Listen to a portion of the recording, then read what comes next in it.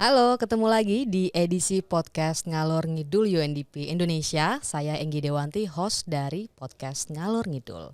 Di sini tempat curhatnya para staf UN di Indonesia dan juga para partner mengenai seluk-beluk pekerjaan sehari-hari dan juga misi dari UN untuk tujuan pembangunan berkelanjutan. Nah, bulan ini kebetulan kita peringati sebagai Hari Perempuan Sedunia yang jatuh pada 8 Maret 2023 lalu. Tema International Women's Day tahun ini adalah teknologi dan inovasi yang mampu memberikan akses setara bagi perempuan. Kebetulan juga hari ini kita kedatangan tamu yang sangat spesial. Selamat datang aku akan sapa dari yang paling ujung kanan. Selamat datang Kak Allegra, Kak Ager dari WHO. Halo Kak. Halo, sehat. Hai. Terus ada Kak Jacqueline dari Halo. Indonesian AIDS Coalition dan ada Ibu Vidya. Ya. Ibu Vidya adalah rekan sekantor saya. Jadi Bu Vidya dari salah satu proyek di UNDP Indonesia juga. Jadi gimana kabarnya para tamu kita? Alhamdulillah sehat. Sehat ya? Luar biasa. Ini kelihatannya memang sepertinya ada kebiasaan-kebiasaan hidup yang dilakukan supaya tetap sehat. Mungkin ada yang bisa di-share ke audiens kita hari ini nggak? Mungkin tips-tips sehatnya. Mungkin dari Kak Allegra dulu nih. Pasti kalau nasihat dari dokter, makan teratur, makan bergizi, istirahat yang cukup, usahakan untuk minimalisir stres dan lain-lain. Nah. Tapi mungkin beberapa bulan ini saya mencoba intermittent fasting and personally it works for me. Oh wow. Mungkin teman-teman bisa sharing. Ya, aku sering dengar sih soal intermittent fasting ini ya, katanya memang bikin tubuh jadi berasa ringan, terus bersemangat menjalani hari. Tapi kalau aku sendiri belum sempat nyobain. Mungkin sekarang cara untuk tetap sehatnya cuma lewat menjaga pola makan aja. Karena sadar sekarang kerjanya lebih banyak di ruang tertutup, nggak banyak gerak, jadi mungkin batasan-batasan kalori mungkin ya. Terus kemudian sekarang ada apps-nya ini di handphone yang health apps itu, dia tuh ada fitness ring, di mana di situ dia akan ngerekam dan notify kita kalau misalnya fitness kita hari itu nggak memenuhi kuota atau nggak memenuhi harapan gitu. So, jadi ngebantu really ya Kak Jacqueline ya. Wah ini sebenarnya bisa jadi satu edisi podcast sendiri nih sebenarnya soal ini. Tapi ngomong tadi kalau mau di sini ada loh alat, kita punya alat treadmill loh ya nggak? Bu Vidya udah pernah nyoba belum? Belum ya. Gimana Kak? Ada dipakai nggak? Nah itu dia. Punya dan memakai itu adalah dua hal yang berbeda ya. Jadi iya kita punya ada di sini gitu. Bu Vidya apa nih yang dilakukan untuk tetap sehat? Ya kalau saya sih sebisa mungkin ada gerak lah di tiap hari gitu. Jadi kalau misalnya pun naik mobil turun di tengah jalan gitu ya, nggak terlalu jauh dari kantor, terus coba jalan kaki. Oh gitu. Sama kayak saya. Tapi kalau saya memilih naik Gojek jadinya gitu. Oh gitu, karena kejauhan turunnya. Jadi aduh capek ya udah naik Gojek aja gitu. Berasa ini nggak sih sekarang banyak banget orang dan juga banyak sekali di sosial media lah kita ngomong yang ngerasa bahwa kesehatan tuh jadi jauh lebih penting lagi setelah pandemi. Gimana kalau menurut rekan-rekan sekalian? Iya tentunya, karena mungkin health awareness itu sesuatu yang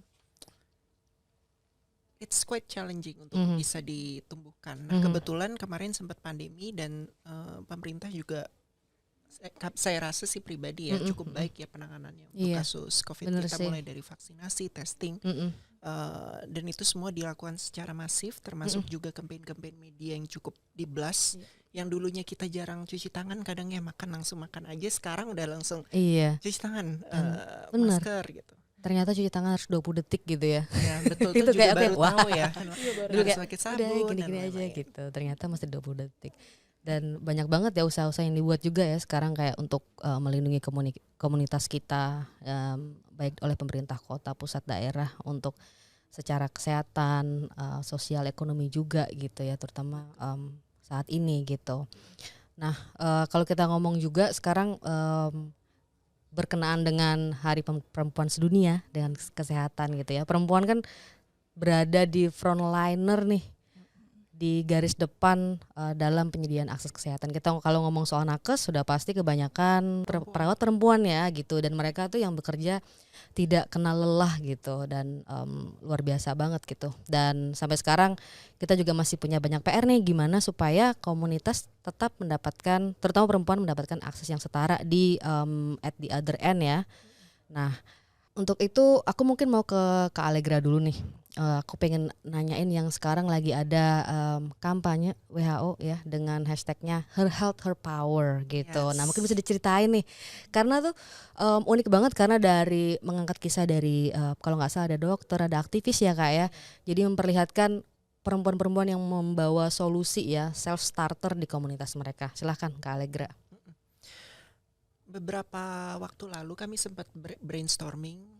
Kalau saya kebetulan officer untuk Gender Equity dan Human Rights bersama juga dengan communications team kami dan juga tim kami ada di planning unit. Kami sempat brainstorming dengan beberapa kolega lain. Kira-kira International Women's Day apa yang mau kita lakukan ya? Dan immediately pikiran pertama kami adalah kita mau bikin campaign. Apakah nanti keluarannya dalam bentuk video ataupun college Instagram ataupun artikel gitu ya. Dan kalau kita bicara isu isu perempuan itu adalah isu interseksionalitas. Karena itu gender tidak berdiri sendiri. Ada faktor banyak ya Kak ya, demographics lainnya, socio-demographic factors atau faktor sosial lainnya. Seperti faktor ekonomi, faktor ras, faktor suku, dia tinggalnya di mana. Kemudian juga aspek-aspek lain seperti agama, spiritualitas, religiosity, ada aspek seksualitas, aspek gender, dan itu saling terkait satu sama lain. Dan tentunya dari akhirnya muncul ide untuk kampanye, kita memilih individu-individu yang luar biasa, perempuan-perempuan yang luar biasa yang melakukan banyak sekali kegiatan-kegiatan dan juga effort-effort yang sifatnya grassroots. Dan kami sangat beruntung, kita juga dapat beberapa nama input dari officer lainnya di WHO dan juga teman-teman dari NGO juga waktu itu. Jadi kita 5 amazing women. Jadi benar-benar berbeda satu sama lain, tapi mereka semua punya pengalaman yang sama. By gender, socially constructed ways, they're women and they're experiencing different kind of intersectionality ya, dari pengalaman hidupnya sebagai as a person dan juga secara profesional dengan berbagai kegiatan yang dilakukan.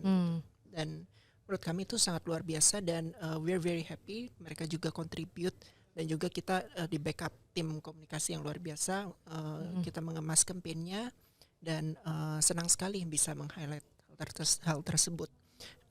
Saat muncul tema tahun ini sebetulnya kan digital. Tadinya kita sempat mikir kalau isu kesehatan kalau kita mau agak kerucutin di digitalisasi, kami agak khawatir kalau ada isu-isu lain yang sebetulnya isu interseksionalitas lain yang sebetulnya kita bisa highlight tapi jadi wash out karena fokusnya ke digitalisasi. Sementara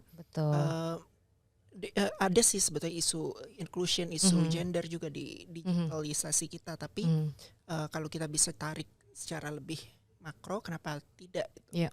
Dan kami bersyukur bisa utilisasi hal tersebut dalam campaign yang kita lakukan. Jadi isu yang kita ambil memang interseksionalitas, beragam, tapi tetap ada aspek digitalnya. Dan kebetulan Mbak Poppy kan juga salah satu kampanye, dia lebih banyak di digital ya untuk violence against women dan domestic abuse. Wah, ini kisah-kisahnya luar biasa pasti ya, para perempuan, para aktivis yang membantu di komunitas mereka menjadi jawaban sesuai dengan tantangan yang mereka hadapi gitu ya.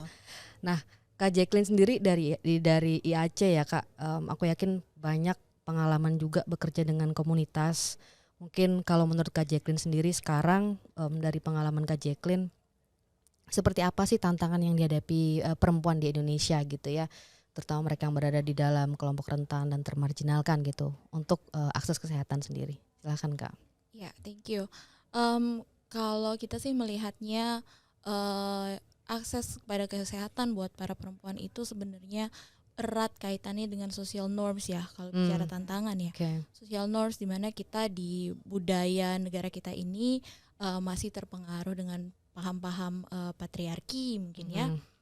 Nah itu tuh kalau mau dilihat dari life cycle sebenarnya akses kesehatan buat para perempuan itu sudah cukup terbatas, mulai dari masih dalam kandungan, terus bagaimana dengan pola pengasuhannya,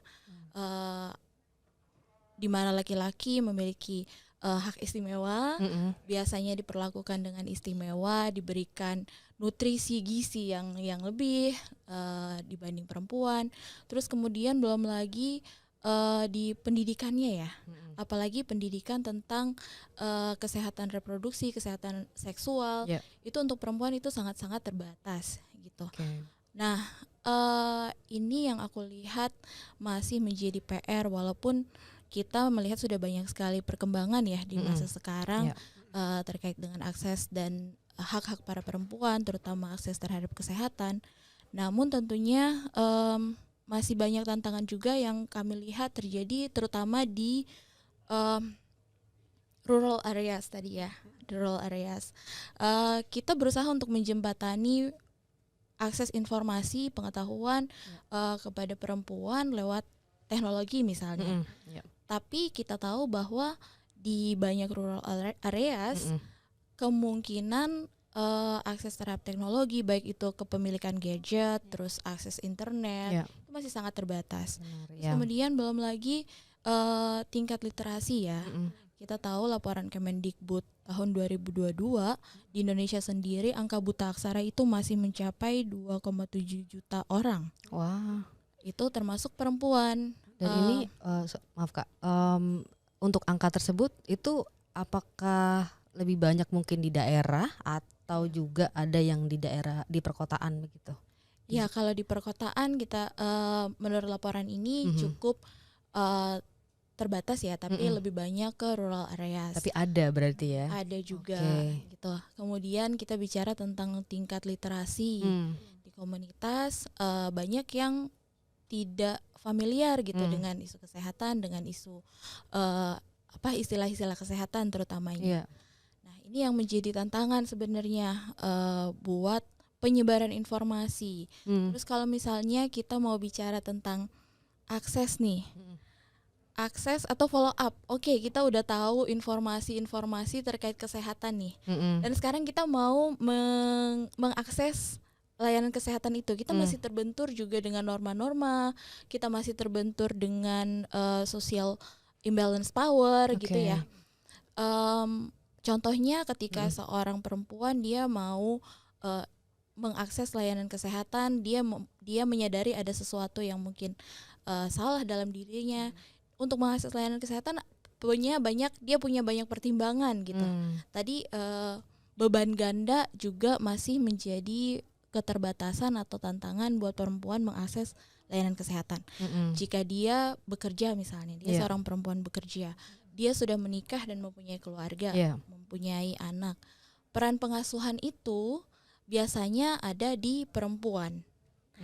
Nah, jika dia mempunyai beban ganda, ada peran pengasuhan, peran pekerjaan, maka kesehatan itu akan menjadi hal kesekian dari prioritasnya. Untuk dirinya sendiri. Untuk dirinya sendiri.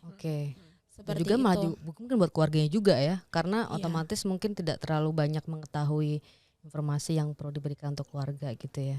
Iya betul. Jadi menurut aku sih kita masih terbatas di situ ya, baik itu social norms maupun infrastruktur kita sendiri. Bagaimana kita reach out perempuan baik yang ada di rural areas maupun yang ada di perkotaan juga masih terbatas. Nggak menjamin dong Kak ya. Berarti walaupun misalkan kita tinggal di mungkin kayak di Jakarta aja kan banyak ada yang kita lihat teknologi yang udah sangat-sangat advance, tapi juga ada daerah-daerah yang masih sebenarnya membutuhkan banyak sekali support gitu ya.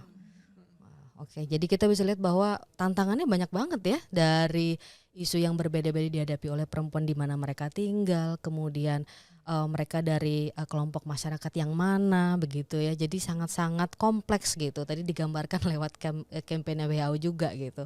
Nah dari sini aku mau beralih ke Bu Vidya nih.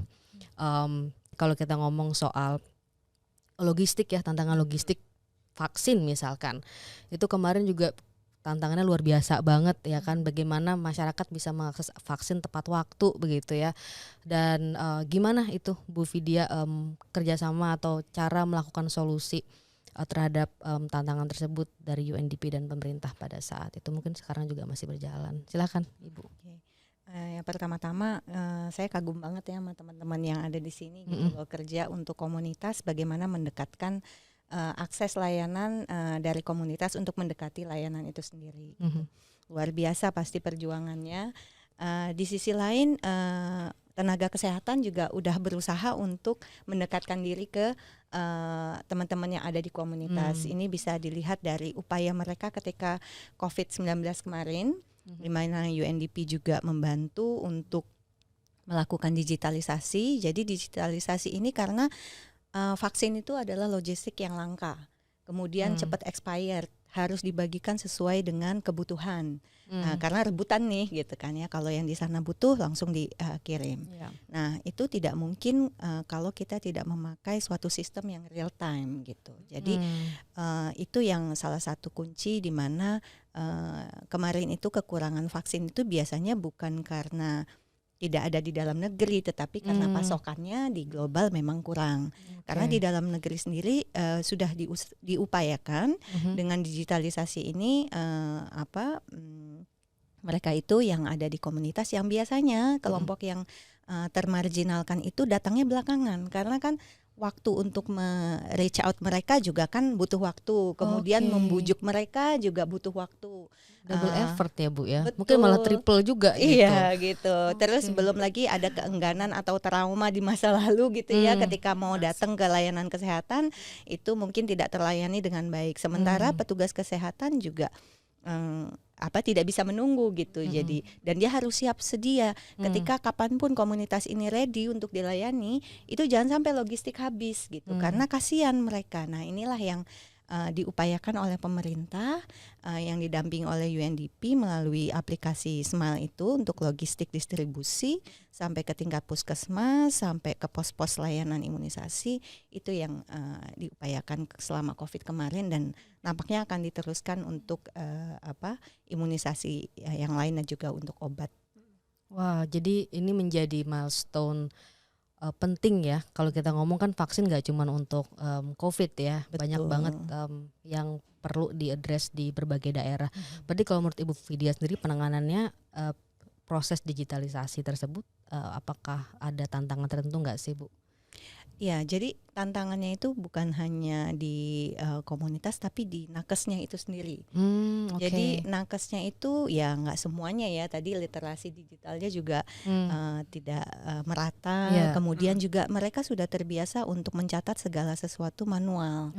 Padahal sekarang ini justru diminta untuk digital karena laporannya harus masuk ke pusat dengan cepat. Jadi bagaimana caranya semua dicatat transaksinya melalui handphone. Nah ini lagi tenaga kesehatan itu kebanyakan perempuan, tadi Mbak Enggi udah bilang gitu ya. Mereka ketika di puskesmas menghabiskan waktu untuk pasien, kemudian pulang ke rumah dia harus melakukan pekerjaan domestiknya. Jadi kapan belajar digitalnya nih gitu kan. Nah itulah yang harus disiasati oleh kita gitu bersama dengan Kementerian Kesehatan dan pemerintah, Dinas Kesehatan dan yang lainnya. Gimana caranya kita menyampaikan pesan-pesan untuk mereka supaya belajarnya itu lebih ringkas, kemudian juga di sela-sela waktu sambil masak, nungguin masakan matang, dia bisa belajar dengan misalnya video tutorial, atau dia bisa nelpon helpdesk kapan saja mereka butuh. Yang kayak gitu-gitu yang ternyata baru ditemukan pada saat COVID itu. Jadi memang support yang berkelanjutan itu perlu ya. Kalau kita misalkan berbicara, kita perlu memperlengkapi misalkan tadi para nakes dengan teknologi baru, mereka biar bisa belajar. Betul. Gitu ya Bu ya. Wah, oke. Jadi ini masing-masing kita udah melihat ya ada berbagai macam tantangan yang ternyata dihadapi, gak cuma di satu atau dua perspektif aja. Mungkin aku akan ke Kak Allegra, juga nanti ke Kak Jacqueline dan juga ke Bu Vidya nih. Kalau menurut rekan-rekan sekalian, apa sih sebenarnya hal yang paling penting nih untuk perempuan Indonesia itu supaya bisa berada pada akses kesehatan yang setara gitu. Silahkan dari Kak Allegra. That's a tough question karena pasti jawabannya bukan satu. 1 million ya. itu ya. 1 million Yeah. answers. Yeah. Yang pasti yang paling penting kolaborasi lintas sektoral ya, karena isu perempuan itu bukan berdiri sendiri, pasti perlu keterlibatan semua, laki-laki, perempuan, anak juga, isu-isu youth dan juga lansia dan dari demografis manapun. Untuk kalau dari isu kesehatan sih, kalau kita melihat human rights based approach, paling gampang apakah akses kesehatan itu available, accessible atau enggak, bisa diterima atau enggak, acceptable atau enggak, dan kualitinya seperti apa gitu. Mau vaksinasi, mau layanan Kespro dan lain-lainnya. Dan untuk mencapai ke layanan yang health yang setara tersebut tentu tidak mudah. Perlu integrasi dari masing-masing program kesehatan, health systemnya seperti apa, dan juga tadi tenaga kesehatannya juga perlu, health workforce-nya juga perlu mumpuni di sana. Selain itu juga dari community juga kita perlu community empowerment ya, karena kalau saya perhatiin sih ya dari banyak sekali kita melihat isu-isu kesehatan ataupun isu-isu pengembangan secara keseluruhan, kita nggak bisa semuanya kasih ke di tangan pemerintah, nggak bisa semuanya di UN body, nggak bisa semuanya di masyarakat suruh atur sendiri gitu ya. We need more strategic and collaborative ways to work together dengan framework yang jelas, objektif yang jelas, dan output yang kita harapkan gitu agar bisa tercapai goal kesehatan kita gitu. Dan saya juga applaud teman-teman dari komunitas, dari NGO gitu. Ada health program dan semoga kedepannya lebih banyak mungkin bisa menyediakan health services juga. Jadi tidak hanya dari health services, tidak hanya dari pemerintah, tapi juga berkolaborasi dengan swasta ataupun sektor-sektor non pemerintah lain. Ya. Karena kalau aku perhatiin juga di beberapa negara maju, nggak cuma di pemerintah health facility-nya, kadang non-profit juga mereka bisa bikin health services. Private juga bisa, kan setiap ini ada marketnya ya pasti ya. Dan beruntungnya Indonesia kita punya ada sistem JKN, sistem BPJS gitu ya. Dan target universal health coverage, meskipun kalau kita bilang mungkin kita udah 80 sekian persen gitu ya universal health coverage, kalau saya nggak salah ya data yang terakhir. Tentunya aksesnya tadi yang seperti di-mention itu mungkin belum 100% merata ke satu individu ke individu yang lain atau satu komunitas ke komunitas yang lain. Kita bicara soal nih misalnya digitalisasi. Kalau untuk teman-teman yang memiliki disability, belum tentu dia bisa mengerti apa yang kita sampaikan, ataupun tadi ada keterbatasan dari segi bicara, kemudian juga hal-hal lainnya gitu. Mungkin itu yang bisa saya sampaikan. Pasti perlu kolaborasi lintas sektoral. Oke. Dari Kak Jacqueline?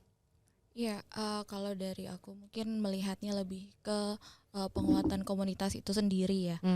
Karena kita membutuhkan komunitas yang berdaya, komunitas yang tahu dan bisa mengadvocate untuk kesehatannya sendiri. Kalau kita tahu sekarang yang kita lihat bahwa memang lewat COVID sudah ada peningkatan kesadaran akan healthcare gitu ya, untuk kesehatan sendiri. Tapi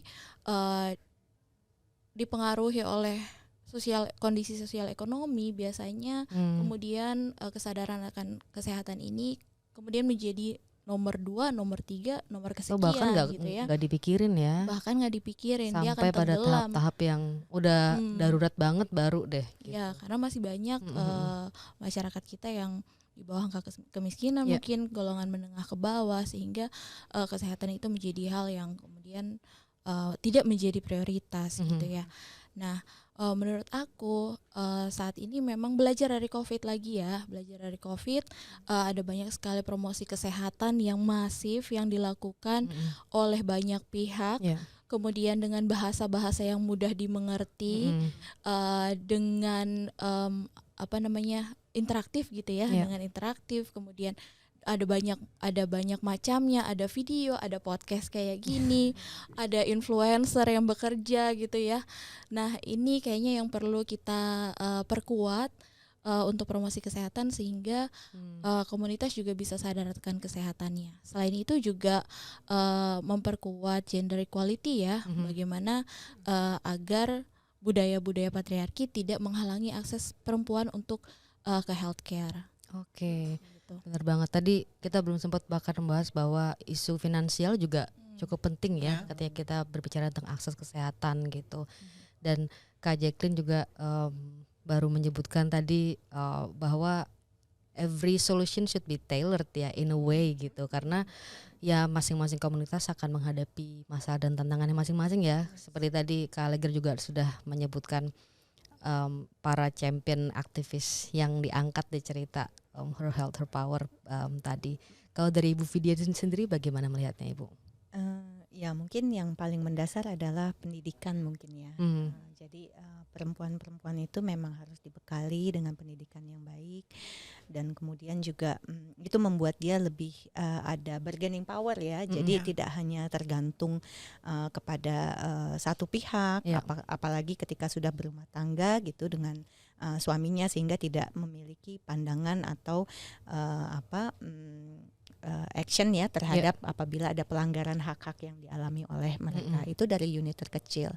Yang dari lingkungannya itu harus supporting juga gitu. Jangan sampai ketika dia melihat ada perempuan yang dilanggar haknya gitu di dalam rumah tangga, itu tidak menjadi urusannya lagi gitu ya. Nah, itu yang agak-agak ini yang harus kita perbaiki. Gitu. Jadi lingkungannya juga mesti proaktif ya Bu ya. Kalau misalnya ada ini kok gue diperlakukan seperti ini ya, bukan malah itu artinya sayang gitu. Gitu. Gitu. Nah jadi betul. Support system dan juga buat enabling environment-nya ya Bu ya untuk ini wah luar biasa. Jadi kita sudah membahas bahwa masing-masing komunitas punya perlu solusi khusus sesuai dengan tantangannya masing-masing, termasuk kalau kita ngomong perempuan itu spektrumnya sangat-sangat luas, mereka yang tinggal di kota, di desa, usianya ya, yang usianya sudah senior, yang masih muda, yang remaja, para Gen Z ya kan, beda lagi nih tantangannya gitu. Dan juga kita ngomong gempuran informasi, kurangnya informasi, jadi spektrumnya sangat-sangat ekstrim gitu ya dari ujung ke ujung gitu. Dan tadi udah dijelaskan dengan luar biasa banget oleh tiga presenter kita. Nah yang terakhir nih ya, karena yang denger ini kan juga pasti bertanya-tanya gitu, apakah aku harus jadi dokter untuk bisa memberikan solusi terhadap permasalahan kesehatan di sekitar kita? Gimana Dokter Alleger? Mungkin aku langsung izin jawab. Dari pengalaman as a physician gitu ya, as a general practitioner, dokter umum, saya merasa bahwa kalau dulu mungkin mikirnya seperti itu ya, kalau mau kontribusi mesti jadi tenaga kesehatan dulu, tapi ternyata tidak. Karena kembali lagi kesehatan tuh isu kita bersama, sama seperti isu keuangan, kan semuanya harus ngerti ya keuangan, gimana cara manage finansial, isu pendidikan, pekerjaan dan lain-lain gitu. Demikian juga untuk isu kesehatan, isu kita bersama. Dan kalau dokter perannya sebagai clinician, dia mendiagnosis dan mentreat. Perawat perannya A, bidan perannya A, B gitu misalnya. Jadi kalau untuk health workforce tentunya ada peran-peran profesionalnya masing-masing. Tetapi kalau kita sebagai masyarakat secara keseluruhan, tentu kita punya satu, minimal jaga kesehatan untuk diri kita dan juga our loved ones. Dengan begitu pasti health for all itu bisa kita capai. Oke. Kak Jacqueline mungkin silakan. Ya. Kalau aku juga melihatnya hampir sama ya dengan Kak Allegra, ini kesehatan ini isu kita bersama, dan mungkin kita bisa mulai dari komunitas-komunitas kecil yang ada di sekitar kita gitu ya, mungkin pertemuan PKK mungkin. Kita mulai menyuarakan gitu healthcare, bahwa kesehatan itu penting, kesehatan itu harus kita jaga bersama, karena jika satu keluarga sakit di satu daerah misalnya, di satu area tertentu, itu akan mempengaruhi area-area lainnya ya. Ya, jadi mungkin kita harus kerja bersama, bukan cuma kita sendiri, keluarga kita juga ya, terus kemudian lingkungan yang terdekat kita mungkin. Wow, oke. Ya, kalau semuanya jadi dokter, nggak ada yang jadi pasien. Ya, benar juga sih. Ya, jadi memang sih tadi udah disampaikan juga sama Mbak Jacqueline bahwa kayak kader gitu kan ya, itu fungsinya Community health sangat workers. sangat luar biasa ya gitu. Jadi mereka yang menggerakkan masyarakat untuk sadar, kemudian secara aktif datang ke layanan kesehatan, karena nggak mungkin dokter itu harus terus-terusan untuk mencari pasien gitu untuk di sekitarnya gitu. Itu kadang-kadang ada keterbatasan juga kan ya. Nah juga teman-teman yang ada di komunitas, mereka yang paling dekat dengan komunitasnya, paling tahu kebutuhannya apa. Nah itu yang harus didekati oleh orang-orang yang melaksanakan layanan kesehatan juga. Di dalam layanan kesehatan itu sendiri juga bukan hanya dokter saja, tetapi ada apoteker, kemudian juga ada sanitarian, yang lain-lain yang juga mendukung sistem di dalam layanan kesehatan itu sendiri. Bahkan manajer ya kalau di hospital itu tidak harus dokter gitu. Jadi dia yang memanage dokter-dokter itu sehingga dapat memberikan layanan yang terbaik gitu. Jadi semuanya masing-masing semuanya punya fungsi, termasuk pasien tadi. Kalau nggak ada pasiennya gimana gitu. Baik. Wah, jadi seru banget nih obrolan kita dengan Kak Jacqueline, Kak Allegra juga Bu Vidya ya. Dan mungkin kita ngomongin tadi awalnya kita ngomong soal apakah kita bisa menerapkan teknologi, ya bisa, tapi mungkin harus ada hal-hal yang perlu kita cek bersama-sama lagi gitu ya, sesuai dengan komunitas. Kalau memang bisa kita pakai teknologi terbaru atau inovasi tertentu, ya we should do it gitu ya. Tapi harus disesuaikan lagi dengan kondisi dari masyarakat dan komunitas. Wow, terima kasih banyak untuk Bu Vidya, Kak Jacqueline juga Kak Allegra untuk hadir di rumah kita di UNDP Indonesia pada hari ini ya. Dan terima kasih banyak juga untuk kita semua yang terus menjaga kesehatan. Yes, we care ya kan. Dan untuk kamu semua yang juga masih menyimak podcast UNDP Indonesia, jangan lupa untuk terus follow kita di sosial media @UNDP Indonesia, untuk kamu juga bisa terus menyimak berbagai macam informasi dan juga kegiatan kita di lain waktu nih. Jadi untuk itu saya Enggi undur pamit, sampai jumpa lagi di episode podcast UNDP Ngalor Ngidul berikutnya. Bye bye. Bye. See you.